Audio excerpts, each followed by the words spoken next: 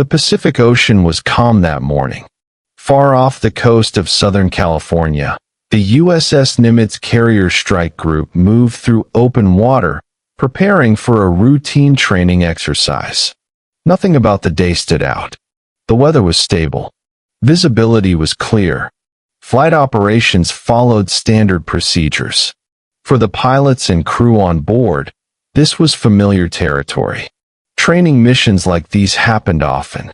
Aircraft launched, practiced maneuvers, returned, and logged their data. Radar operators monitored airspace. Command crews reviewed schedules. Everything followed a rhythm built on repetition and precision.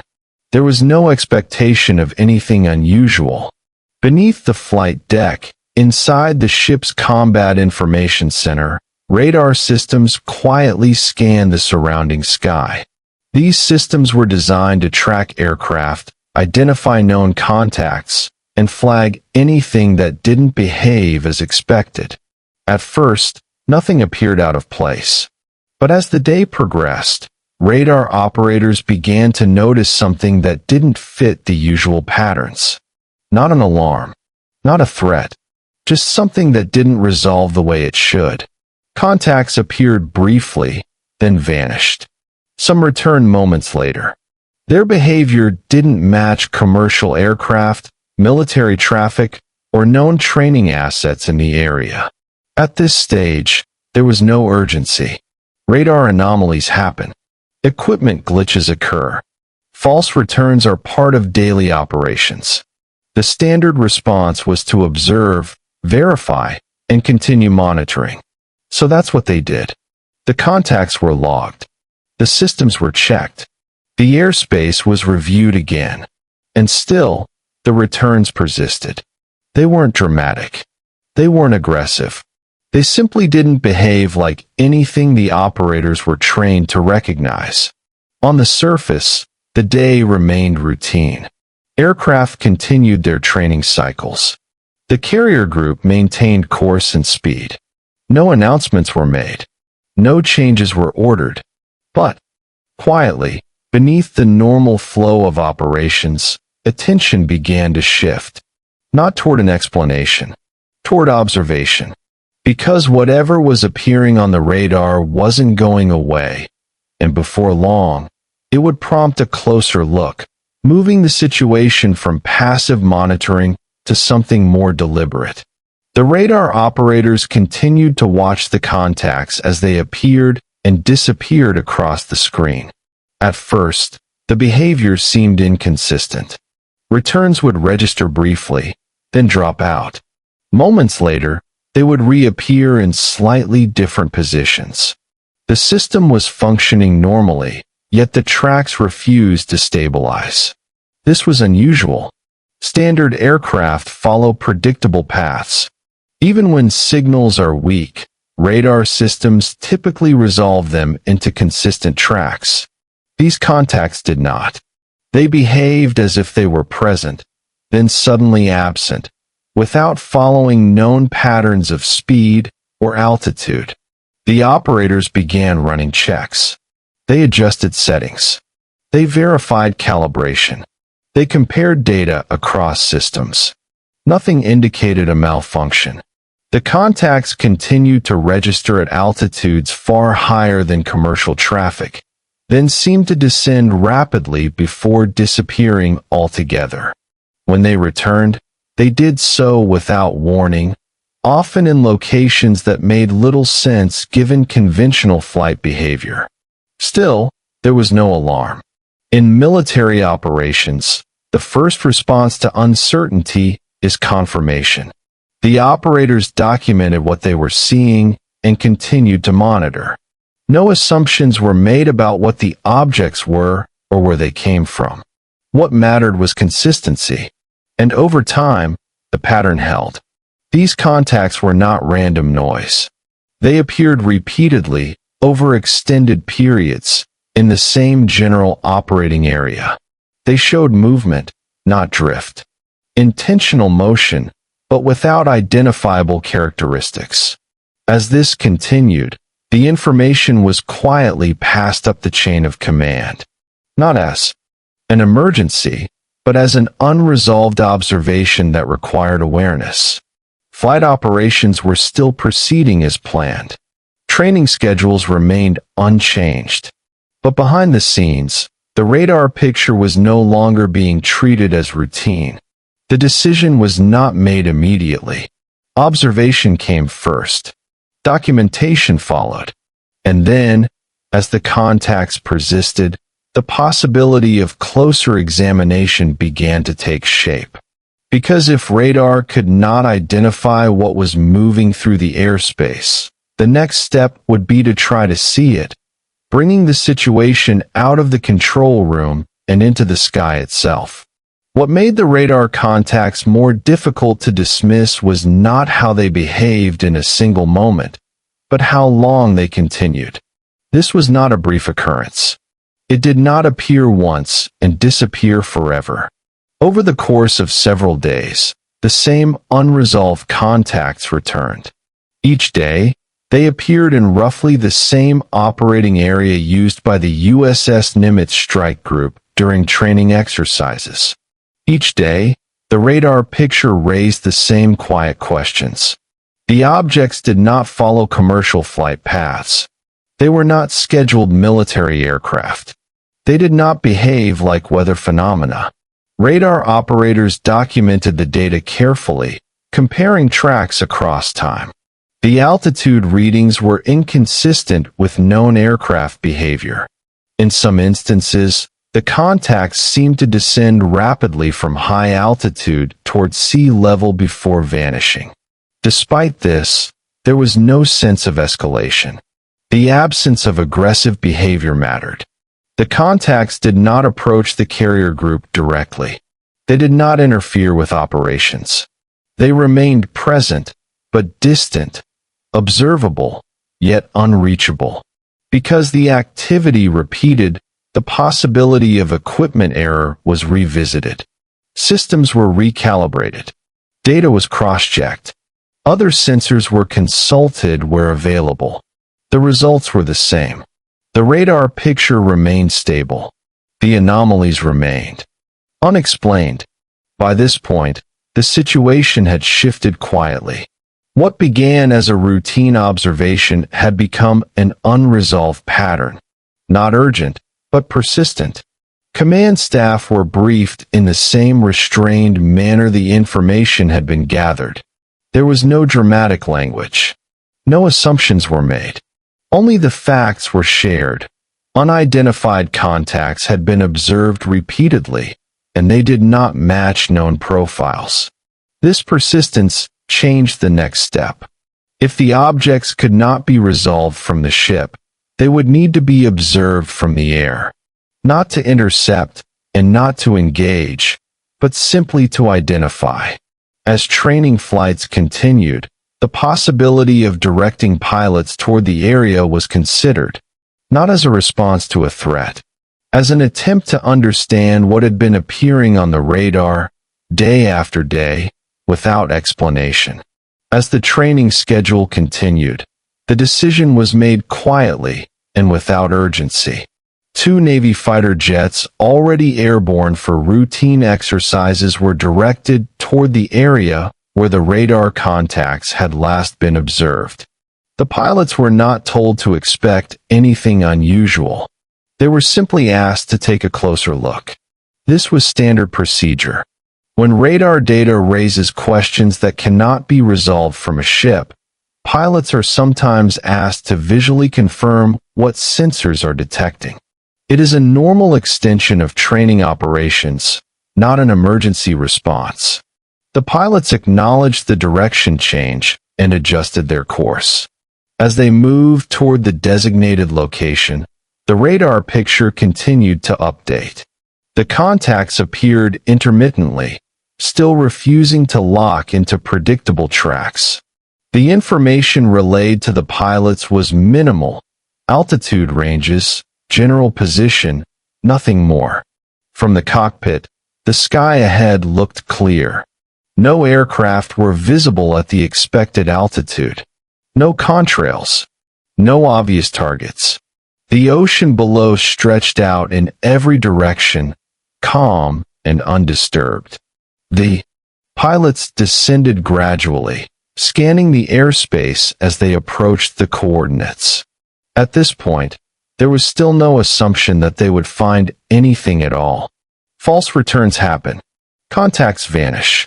Missions often end without visual confirmation. But as they closed the distance, something began to stand out. Directly below them, near the surface of the ocean, there appeared to be an area of disturbance. The water was not rough, but it was different, as if something beneath the surface had disrupted the otherwise uniform sea. The pilots circled. Their attention shifted downward, toward the water, even as radar updates continued to suggest activity nearby. Whatever had been appearing on the sensors was no longer just an abstract signal on a screen. It was now tied to a specific location, one that would soon produce the first clear visual observation of the object that had quietly drawn their attention out over the open Pacific. As the pilots circled the area, their focus remained fixed on the disturbed patch of ocean below. The water did not resemble a wake from a ship or the aftermath of a submerged object breaking the surface. There was no visible vessel, no debris, just an irregular pattern on the surface, as if something beneath had briefly agitated the water and then stopped. While observing this, one of the pilots noticed movement above the disturbance. At first, it was difficult to describe. Hovering just above the ocean was a small, white object. It had no wings, no tail, no visible means of propulsion. Its shape was smooth and elongated, similar to a capsule or cylinder. Later, it would be described using a familiar comparison: a Tic Tac.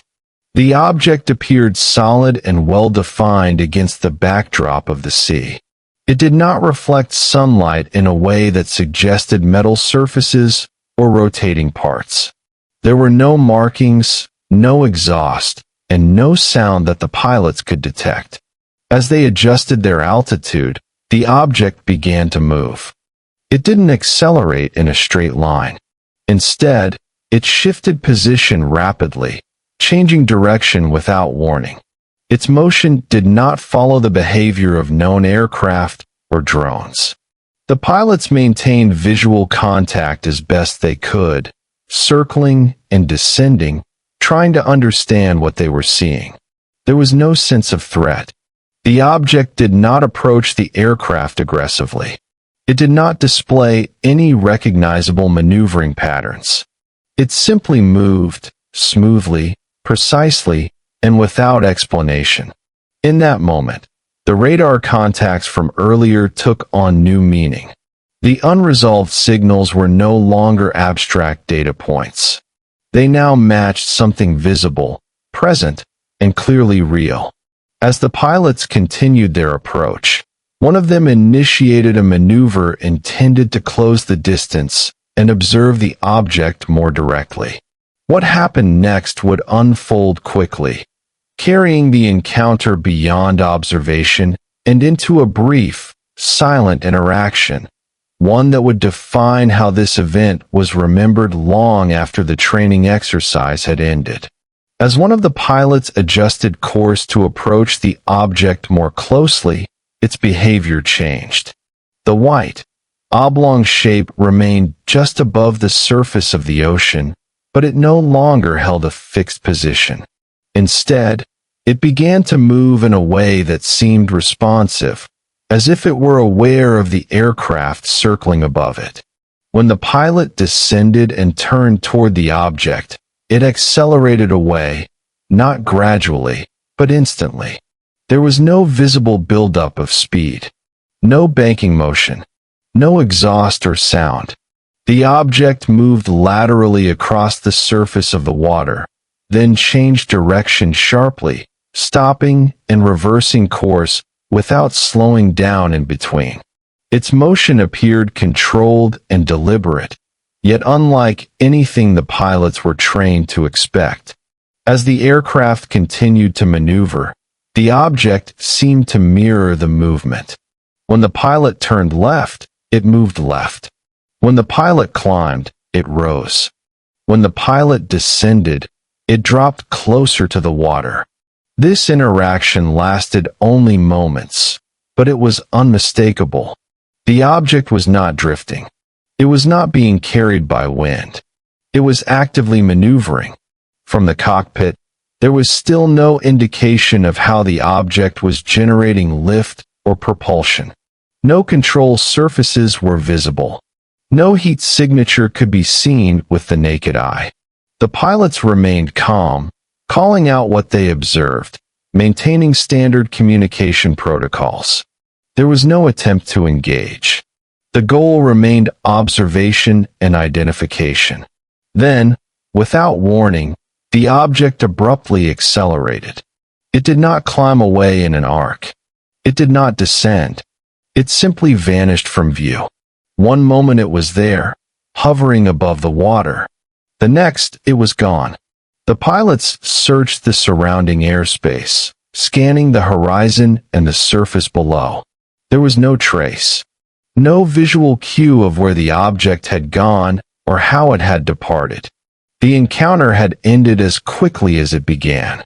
But the disappearance did not bring closure. Instead, it left behind a new question, one that would be answered not by the pilot's eyes, but by the instruments that had first detected the object. Because even as the sky appeared empty again, the radar systems aboard the ships were still watching. As the pilots searched the empty airspace, confirmation came from the ship below. Radar operators aboard the USS Princeton reported that the contact had reappeared, not nearby, but far from the original location. The object was now detected at a point many miles away, well outside the area where it had just been observed. The timing stood out. The object did not gradually move across the radar screen. There was no trail connecting its last known position to the new one. It appeared suddenly, as if it had relocated rather than traveled. This was difficult to reconcile with conventional flight behavior. Aircraft, regardless of speed, follow continuous paths. Radar tracks usually reflect that movement. In this case, the data showed a break, disappearance at one location, followed by immediate detection somewhere else. The pilots were informed of the update while still airborne. They adjusted their attention back toward the instruments, listening as coordinates were relayed. The location where the contact had reappeared was significant. It corresponded closely with a previously designated point used during training exercises. This detail was noted quietly. The implication was not stated aloud, but it was understood. The object seemed to arrive at a location that the pilots themselves were familiar with, a point that had not been publicly broadcast or visible from the air. As with the earlier radar data, there was no interpretation attached. The information was relayed as fact, without speculation. The priority remained documentation. The pilots did not attempt to pursue the contact further. Fuel limits and mission parameters were considered. The decision was made to conclude the flight and return to the carrier group. As the aircraft turned back, the encounter transitioned from an active observation to a recorded event. What had begun as an unresolved radar anomaly had now included direct visual contact, responsive movement, and an unexplained relocation detected by ship-based sensors. The pilots landed, knowing that what they had seen would need to be documented carefully.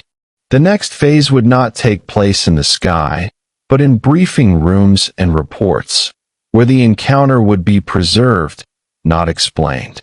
When the pilots returned to the USS Nimitz, the flight deck resumed its steady rhythm. Jets landed. Crews moved into position. Operations continued as scheduled. From the outside, nothing had changed. But inside the carrier group, the encounter shifted into a different phase. The pilots were debriefed shortly after landing. Standard procedures were followed. They described what they had seen, step by step, without interpretation. Times, positions, movements, everything was recorded as clearly as possible. There was no pressure to draw conclusions. The purpose of the debrief was not to explain the object, but to document the encounter accurately. What mattered was consistency between accounts and alignment with sensor data collected earlier. Radar operators provided their observations as well. Tracks, altitude estimates, and timing were compared against the pilot's reports. The information was treated with care, not urgency. This was not classified as an emergency. No alerts were issued. No immediate investigation teams were deployed. Instead, the incident was handled as an unresolved observation within a training environment. The calm response mattered. It reflected the absence of hostility, interference, or danger during the encounter. Whatever had been observed had not threatened the carrier group or disrupted operations. Still, the encounter was not dismissed. Reports were completed and forwarded through appropriate channels. Data was archived. Sensor recordings were preserved where available. The process was quiet and procedural. There were no announcements to the crew, no briefings to the media, no acknowledgement beyond those directly involved. As the carrier group continued its exercises, the encounter began to settle into the background, not forgotten, but filed. At the time, no one involved could know that this single training day observation would remain dormant for years, only to resurface much later, not because it had been solved, but because it had never been explained. Following the initial encounter, attention turned back to the instruments. The pilot's visual contact had been brief, but the carrier group still had time, equipment, and airspace available. If the unidentified object returned, there was a chance it could be observed again, this time with different sensors. Later that day, another aircraft was launched. This time, the focus was not visual confirmation alone, but sensor tracking. Infrared systems were activated, designed to detect heat signatures and movement that might not be visible to the naked eye. The pilots were directed toward the area where radar contacts had been reported again. Unlike the first encounter, there was no immediate visual sighting. The sky appeared empty. The ocean below showed no disturbance.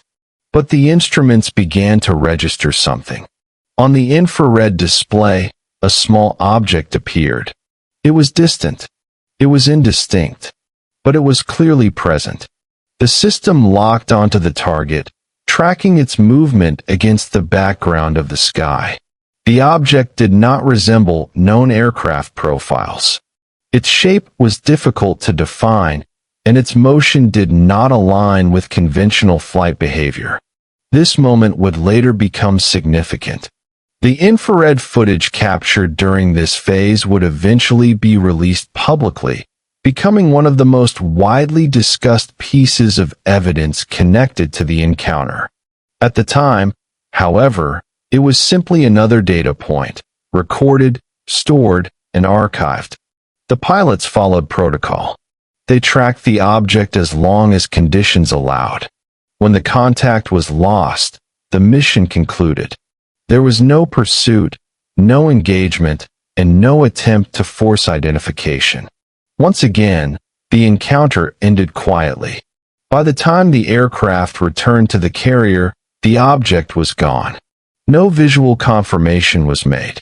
No further sensor data was obtained. What remained was a short segment of infrared footage and a growing collection of reports, each describing the same unresolved presence from a different angle. The incident had now moved beyond a single visual event. It had become a documented encounter involving multiple sensors, multiple crews, and multiple moments of observation, all recorded without explanation and all ready to be filed away. Once the flights concluded, the focus shifted fully to documentation. Every part of the encounter, radar data, pilot observations, and infrared recordings, was compiled according to standard Navy reporting procedures. The process was structured, methodical, and unemotional. There was no effort to interpret what the object was, only to ensure that what had been observed was accurately recorded. The reports were classified appropriately and entered into internal systems. Descriptions remained factual. Times and coordinates were listed. Sensor limitations were noted. Where information could not be confirmed, it was left unresolved.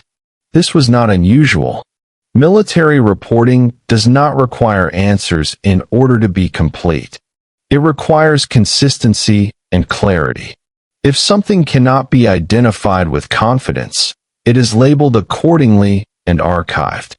The Tic Tac encounter followed this exact pattern. No special task force was assembled at the time. No public statement was issued. No explanation was attached. The event was categorized as an unidentified aerial encounter and placed alongside countless other reports that had accumulated quietly over the years. Within the carrier group, life continued.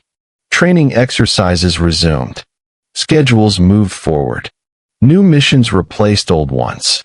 The encounter did not disrupt operations or alter procedures. It existed as a record, not as an act of concern. For those directly involved, the experience remained vivid, but professionally contained. The expectation was not that the incident would be revisited, but that it would remain where it had been placed, inside official archives, accessible if needed, but otherwise untouched. At the time, there was no indication that this single training day observation would ever leave those files. Years would pass before the encounter was mentioned again, not because new information emerged, but because the record itself would eventually be brought back into view. After the encounter was documented and filed, it disappeared into routine. There were no follow-up briefings. No additional intercepts tied directly to that event. No official discussion beyond the reports already completed. For the Navy, this was normal. Incidents that do not present an immediate threat are recorded and stored. Unless new information surfaces, they remain part of the archive, available but inactive. The Tic Tac encounter followed that path. Months turned into years. The pilots involved continued their careers. The carrier group completed its exercises and moved on to other operations. New training cycles replaced old ones, and the memory of the encounter slowly receded from daily attention. Inside classified systems, the records remained unchanged. No new conclusions were added. No explanations were retroactively applied. No annotations reframed what had been observed. The encounter existed exactly as it had been recorded in 2004, a collection of observations without resolution. Outside the military, there was no awareness of the event at all. The infrared footage was not public. The radar data was not discussed. The pilots' accounts were not known beyond official channels. The silence was complete. Not because anyone was instructed to forget, but because there was no mechanism to revisit the incident. It was not flagged for further investigation. It was not elevated. It was simply one unresolved entry among many. For years, the Tic Tac encounter remained where it had been placed, quiet, documented, and undisturbed. It might have stayed that way indefinitely, but eventually, changes outside the Navy, in transparency, media attention, and public interest, would bring the encounter back into view, not through discovery, but through disclosure. More than a decade after the USS Nimitz training exercise, the encounter began to reappear, not through new data, but through disclosure. In the late 2010s, attention turned toward unidentified aerial phenomena within the U.S. government. Previously archived incidents were reviewed, not to reinterpret them, but to determine what could be acknowledged publicly. Among those records was the Tic Tac encounter. Infrared footage associated with Navy operations was officially released. The video did not explain what the object was, but it confirmed something important. The imagery was real, recorded by military equipment during active operations. Shortly afterward, government officials confirmed that the footage showed an unidentified aerial phenomenon. No origin was assigned. No additional details were provided. For the first time, the encounter existed outside classified systems. The pilots involved were no longer bound by complete silence. When asked, they described the event in the same careful language they had used years earlier. Their accounts did not change. The details remained consistent. The resurfacing did not bring answers. It brought acknowledgement. What had once been an internal record was now part of the public conversation. Media outlets examined the footage. Analysts debated interpretations. Viewers focused on what the video showed and what it did not. Yet despite the renewed attention, the core facts remained unchanged. An object was observed. It was tracked by sensors. It was not identified. The encounter had not evolved. It had simply been revealed. And as the story entered public view, it moved into a new phase, one shaped not by secrecy, but by official confirmation without explanation, leaving the incident exactly where it had always been, unresolved. As public attention grew, the government's response remained measured and precise. Officials confirmed only what could be verified. The footage was authentic. The encounter occurred during military operations. The object had not been identified. Nothing more was added.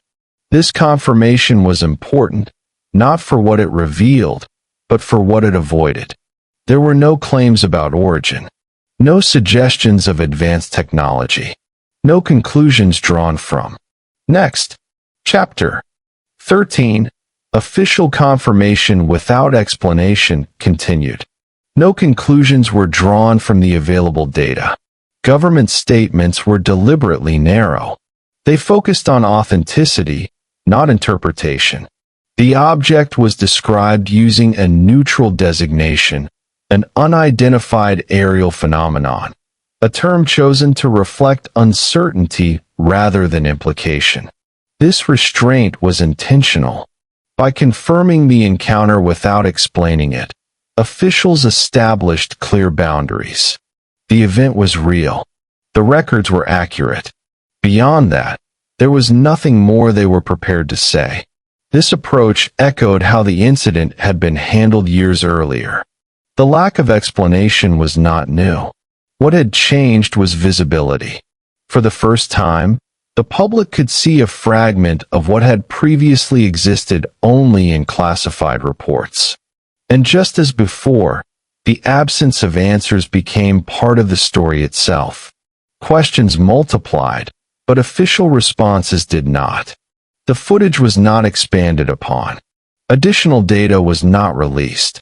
No further analysis was shared. The encounter remained exactly as it had been recorded, a documented observation without resolution.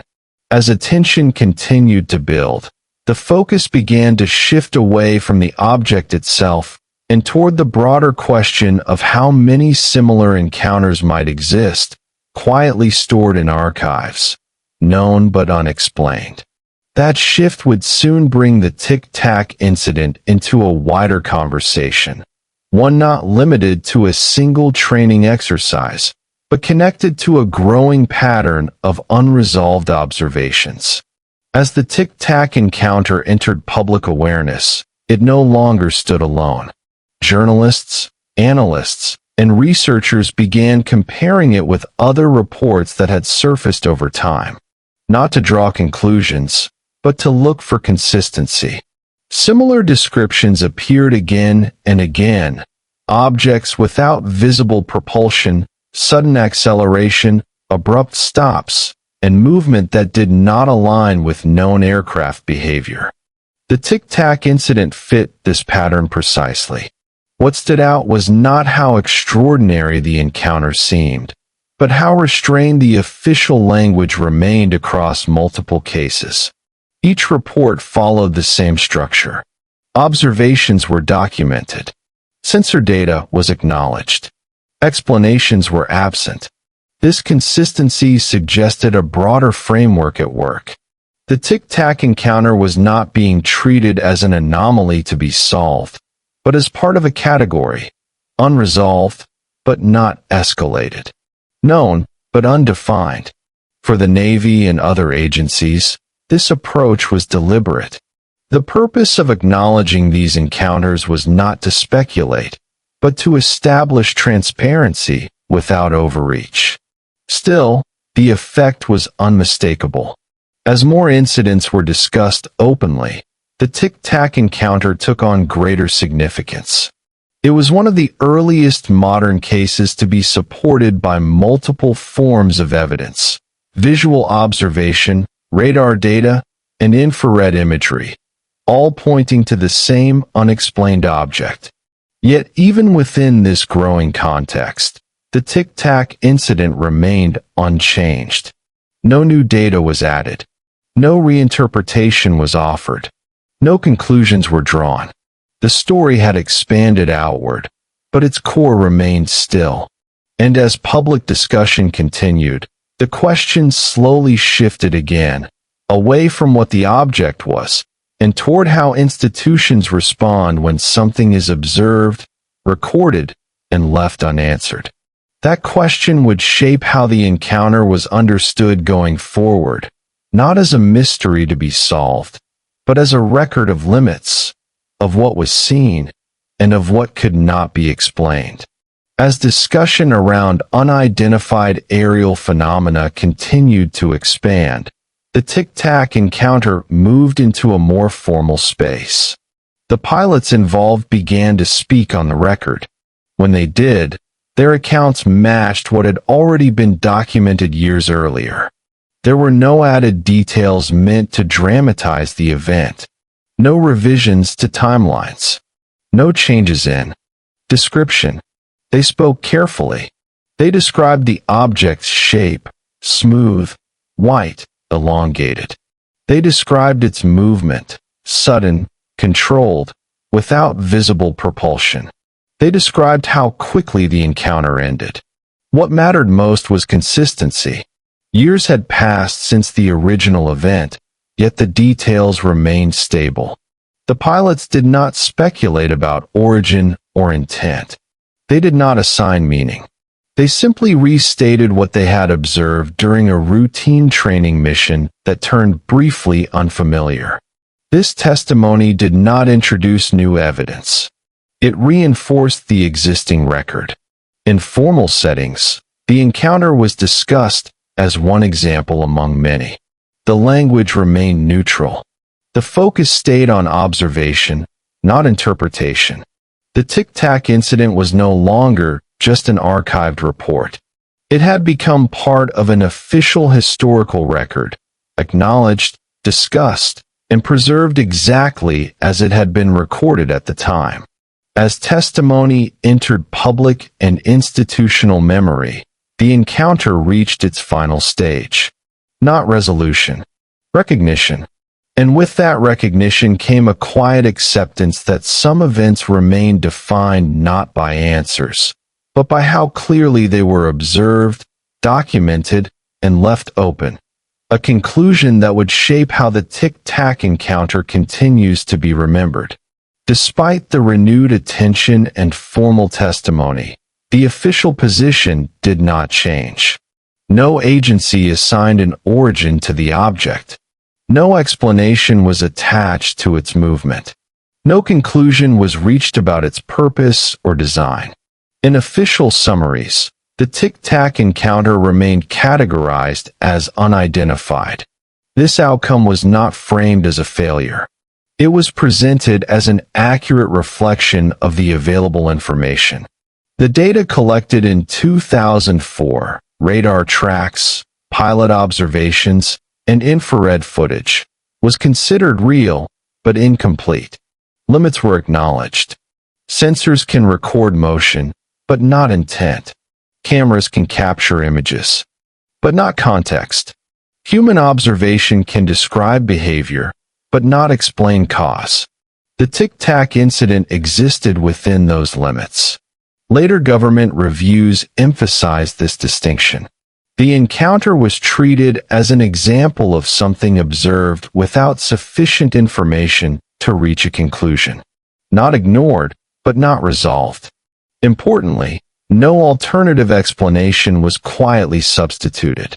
It was not labeled as foreign technology. It was not identified as experimental aircraft. It was not dismissed as sensor error. The official conclusion was simple and restrained. The object could not be identified based on the data available. This restraint mirrored how the event had been handled from the beginning. From the first radar contact to the final public acknowledgement, the approach remained consistent. Observe, document, and avoid speculation. As the encounter settled into official history, it became clear that its significance did not come from what was decided, but from what was deliberately left undecided. That openness, that refusal to force an answer, would ultimately shape how the Tic Tac encounter is understood, not as a solved mystery, but as a clear record of an unexplained observation. Even without an explanation, the Tic Tac encounter did not fade from attention. It lingered, not because new evidence appeared, but because the original record remained intact and unanswered. Over time, it became a reference point, quietly cited whenever discussions turned to unidentified aerial phenomena. What kept it relevant was its simplicity. There were no dramatic claims attached to it. No evolving theories built into the official record. No contradictions between witnesses or data. The encounter stayed exactly as it was first documented. For many observers, this stability mattered. In a field often shaped by rumor and speculation, the Tic Tac incident stood out as something different, an event grounded in procedure, recorded by trained personnel, and preserved without embellishment.